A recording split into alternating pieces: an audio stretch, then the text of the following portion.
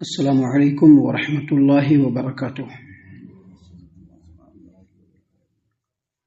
اعوذ باللہ من الشیطان الرجیم، بسم اللہ الرحمن الرحیم۔ انظر کیف فضلنا بعضهم على بعض وللآخرة اکبر درجات واکبر تفضیلا ولا تجعل مع اللہ الہا آخر فتقعد مذموما مخذولا۔ دیکھو کس طرح ہم نے ان میں سے بعض کو بعض پر فضیلت دی، اور یقیناً آخرت کے درجوں میں بڑھ کر، آخرت درجوں میں بڑھ کر ہے، اور فضیلت میں دنیا سے بھی بڑا ہے اور فضیلت والا ہے۔ اللہ تبارک و تعالیٰ کے ساتھ دوسروں کو معبود مت بناؤ، ایسا کرو گے تو تم ملامت زدہ اور بے کس ہو کر بیٹھے رہ جاؤ گے۔ محترم سامعین کرام، سورہ بنی اسرائیل سورہ نمبر 17 اور اسی صورت سے بھی آپ کے سامنے آیت نمبر 21 اور 22 یہ دو آیات تلاوت کی گئیں، اور دونوں آیتوں کا ترجمہ بھی بفضل اللہ، باذن اللہ، بتوفیق اللہ آپ تمام کی خدمت میں پیش کیا گیا۔ سامعین کرام، اللہ تبارک و تعالیٰ نے انسانوں کو نصیحت کرتے ہوئے، اس بات کی وضاحت کرتے ہوئے کہ اللہ کے علاوہ کوئی معبود برحق نہیں ہے، اور دنیا اور آخرت اور اس کی تمام کاریگریاں اللہ تبارک و تعالیٰ کی ہی ہیں۔ دنیا میں جو کچھ ہے سب اللہ تبارک و تعالیٰ کا بنایا ہوا ہے، جتنی بھی قدرت کاملہ ہے سب اللہ تبارک و تعالیٰ کے ہاتھ میں ہے۔ اللہ تعالیٰ نے اسی کی طرف اشارہ فرماتے ہوئے، لوگوں کی نصیحت کرتے ہوئے کہا، انظر کیف فضلنا بعضهم علی بعض، دیکھو ہم نے کس طرح بعض کو بعض پر فضیلت بخشی ہے، دیکھو ہم نے کس طرح سے بعض کو بعض پر فضیلت بخشی ہے۔ کیسے فضیلت بخشی اللہ تبارک و تعالیٰ نے؟ کوئی امیر ہے تو کوئی غریب ہے، اور کوئی درمیانے درجے کا ہے، کوئی اچھا ہے تو کوئی برا ہے۔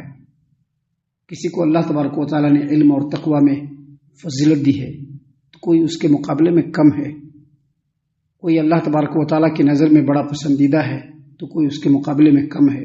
کوئی فقیر ہے، کوئی امیر ہے، کوئی متوسط درجے کا ہے۔ کسی کی موت بچپنے میں ہو جاتی ہے تو کوئی بہت ہی بوڑھا ہو جاتا ہے اور بوڑھا ہو کر کے مرتا ہے، اور کوئی بچپن اور بڑھاپے کے درمیان ہی مر جاتا ہے۔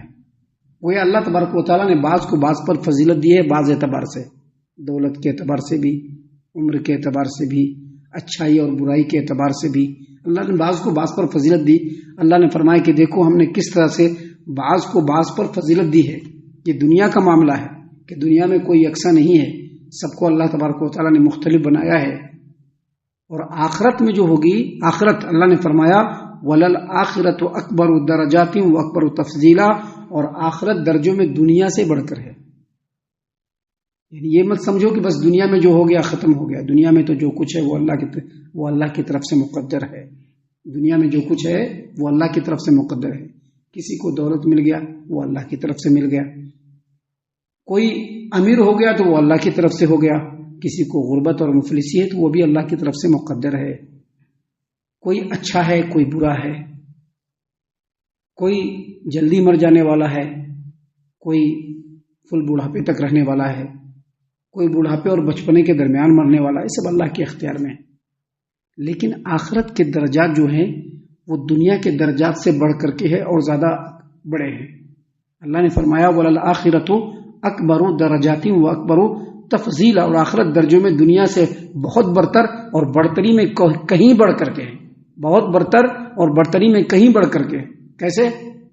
آپ دیکھیے، کوئی جہنم کے بالکل نچلے طبقے میں زنجیروں اور بیڑیوں میں جکڑا ہوا ہوگا، اور کوئی جنت کے اعلیٰ ترین مقامات پہ ہوگا، اعلیٰ ترین مقامات پہ۔ کوئی جنت کے بالکل نچلے درجے میں ہوگا، زنجیروں میں، بیکڑیوں میں، زنجیروں میں اور بیڑیوں میں جکڑا ہوا ہوگا، اور مختلف عذابوں سے دوچار ہوگا۔ اور کوئی جنت کے بالکل اعلیٰ ترین مقام پر جنت کی نعمتوں سے شادکام ہو رہا ہوگا۔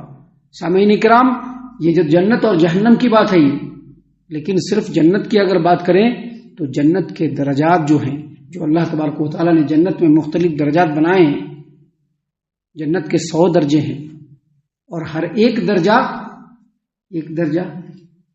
جنت کا ایک جو ہے ایک کلاس، ایک درجہ جنت کا، وہ دوسرے درجے کے درمیان جو فرق ہے، اس کے درمیان جو دوری ہے، زمین اور آسمان کے درمیان جو دوری ہے ویسی دوری ہے۔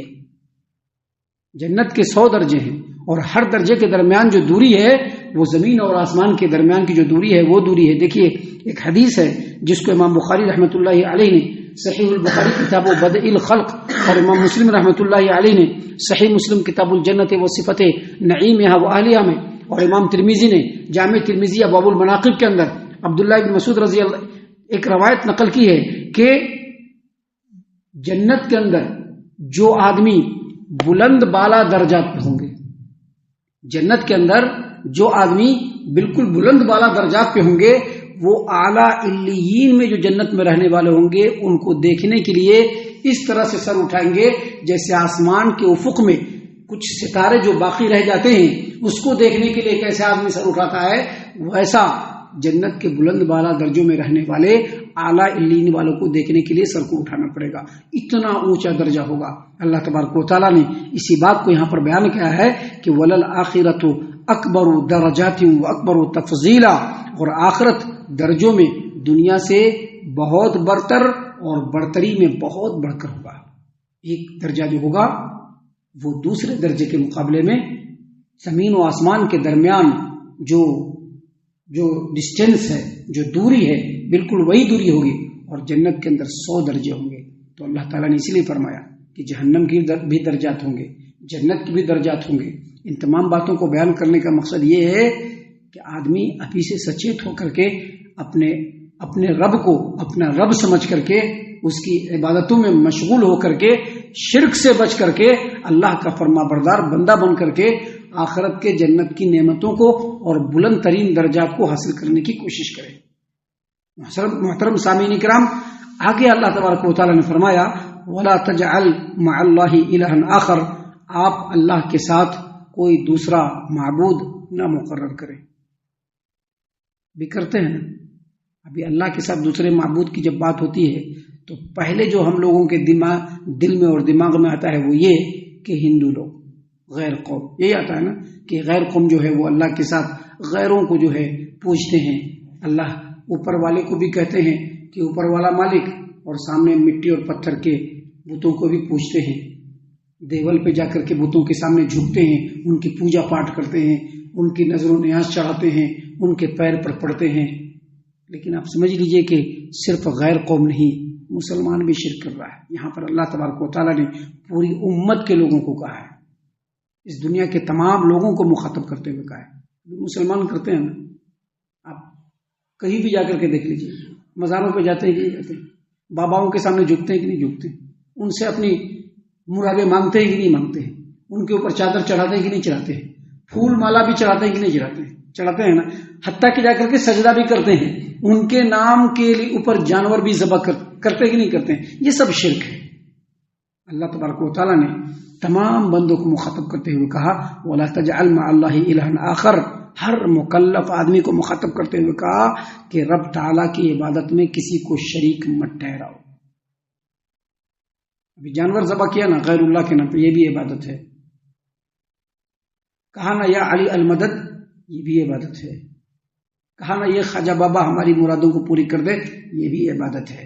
اللہ نے فرمایا رب تعالیٰ کی عبادت میں کسی کو شریک نہ بناؤ، فَتَقْعُدَ مَذْمُومًا مَخْذُولًا، اگر تم ایسا کرو گے تو ملامت زدہ ہو کر بے کس ہو کر کے بیٹھ جاؤ گے۔ مطلب کیا؟ مطلب یہ کہ رب تمہاری مدد نہیں کرے گا، رب تعالیٰ تمہاری مدد نہیں کرے گا۔ کیوں مدد نہیں کرے گا؟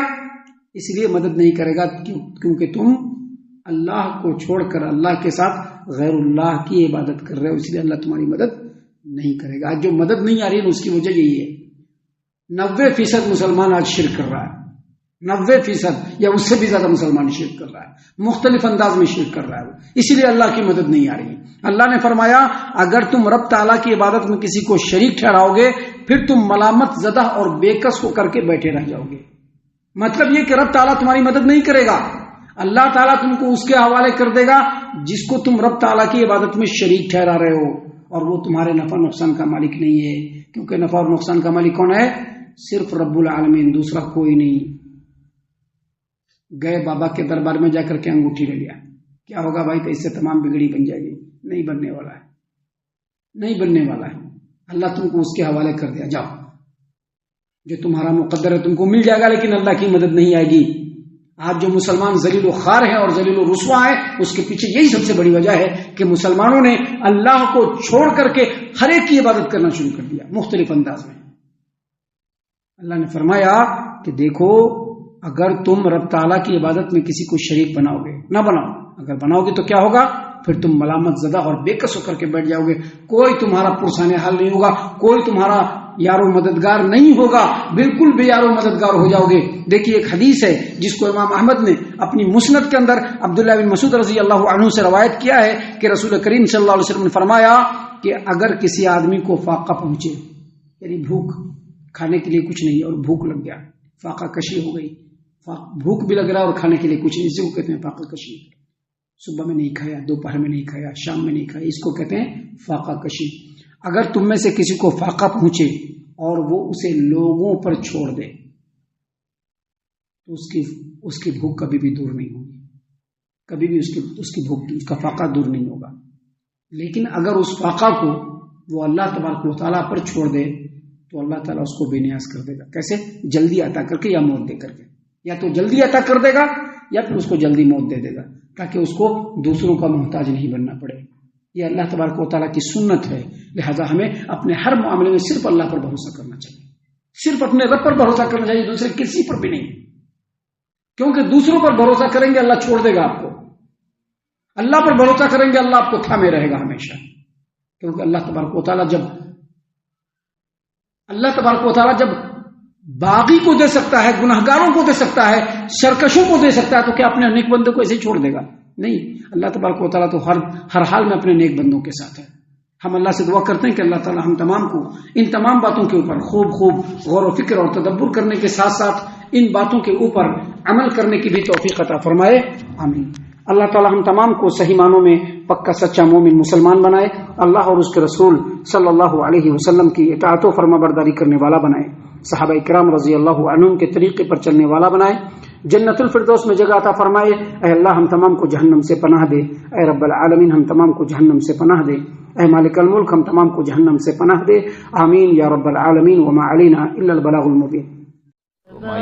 الذي نزل الفرقان على عبده ليكون للعالمين نذيرا